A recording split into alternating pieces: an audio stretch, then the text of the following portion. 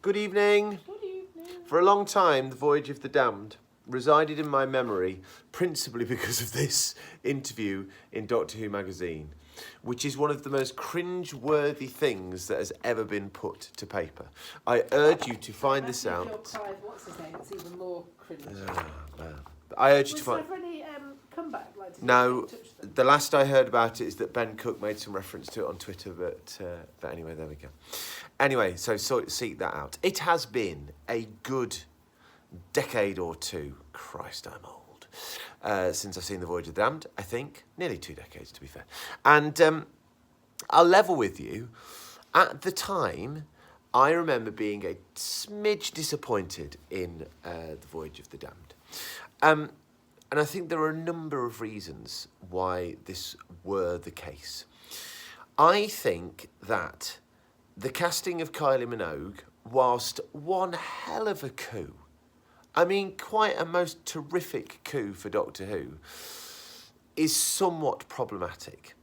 So the programme now is more, in kayfabe, to use a wrestling term, familiar with popular culture than it has ever been.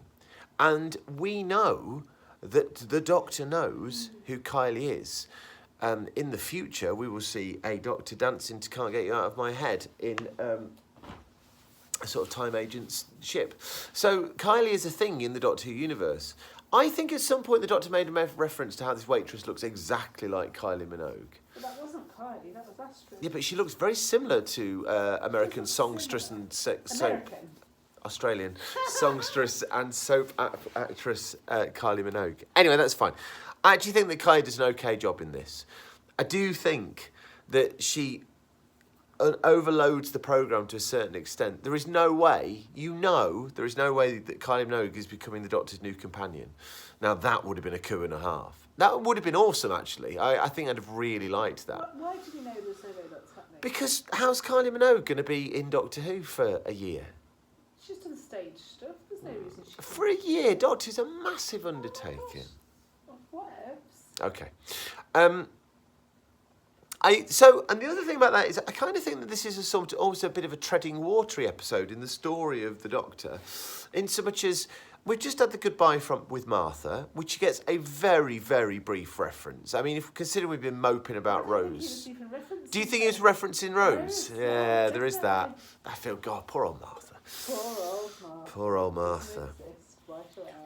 And the other critique I've got, and genuinely I thought I'd be, coming and gunning for this a little bit. The other critique I've got is, again, we've got that religious iconography thing happening here, which I find problematic. And I can't ever imagine Eccleston doing that. I mean, I know at the end of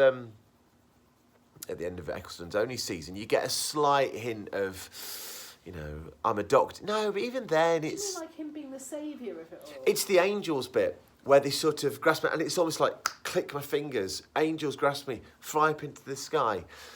It just doesn't... But he really didn't save a lot of people in that episode. No, he didn't. Well, he saved a whole planet, to be fair. Nothing to be proud of. Well, we don't know that it was definitely going to crash into the planet.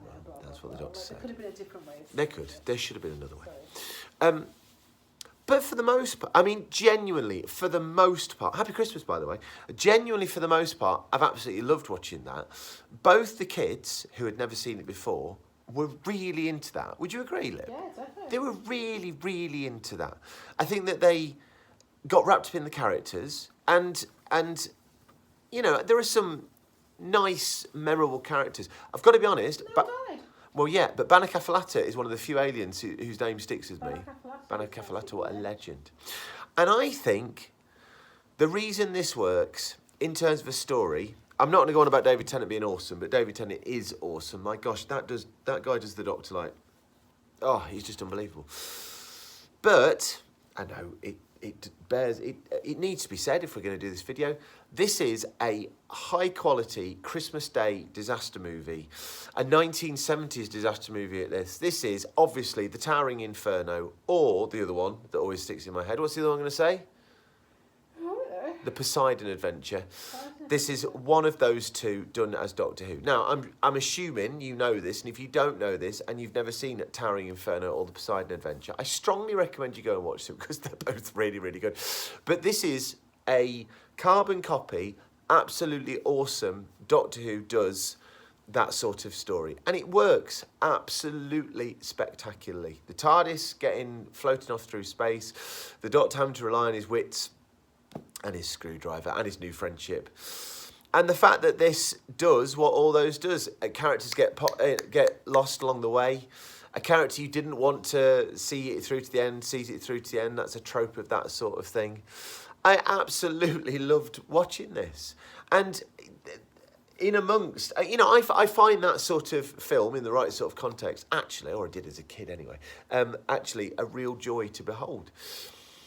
I think the story is, once you've recognised it in those terms, it's kind of irrelevant what the story's all about.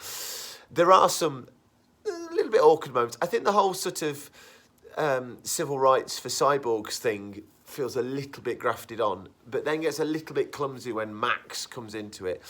I'm not entirely sold on Max as the big baddie here. I can't remember the name of the actor who plays him. Could you? No.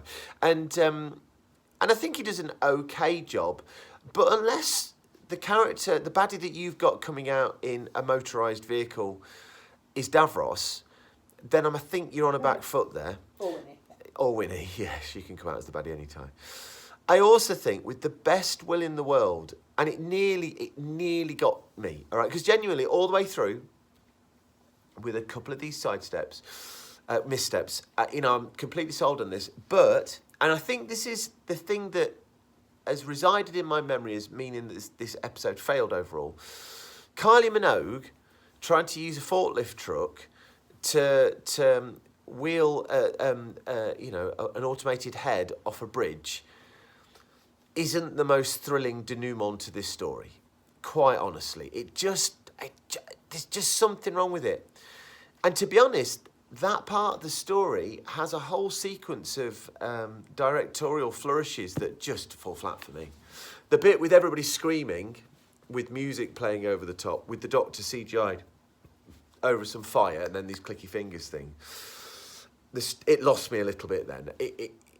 I can get this as a sort of joyous parody of 70s disaster movies, but it started to take itself a little bit too seriously there, which again is potentially an issue that I'm going to have with Doctor in the Final Reckoning, because I do think the Tenant Doctor, and maybe the programme itself, takes the Tenant Doctor a bit too seriously during the series. But that's fine. It's a minor, tiny thing. Flipping love Russell Tovey as Alonzo Frame.